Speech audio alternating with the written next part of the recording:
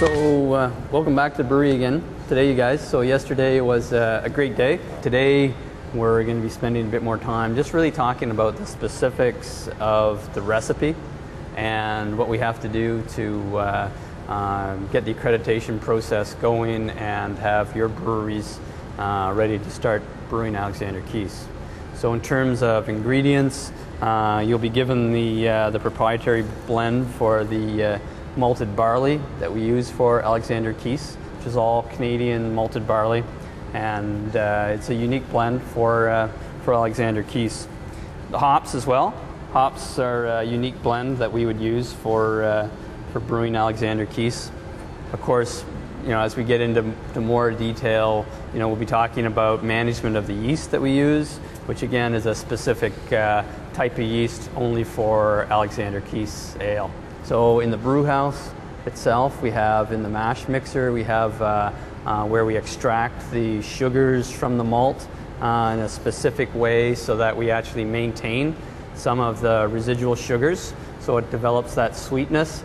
So a lot of the brew house technique is in terms of maintaining that those flavor profiles back in the beer itself. We'll be looking at samples from your brewery to make sure that they're identical to the beer that we're accustomed to brewing here in Halifax.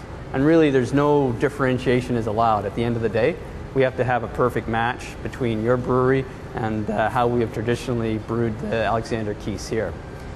That's probably a good introduction there, guys. So let's take a few minutes and just have a look around the brewery here, and then we'll head upstairs and get into some more of the details, okay? Sounds great. Yeah.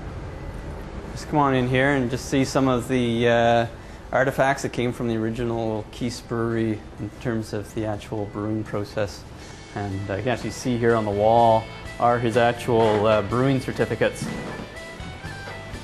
You can see a picture of them there. And over here is the poster basically describing some of the values of Alexander Keith's and the virtues that were important in terms of how Keith's was brewed and how really much of that still applies today. Of course, we're going out tonight for a pint.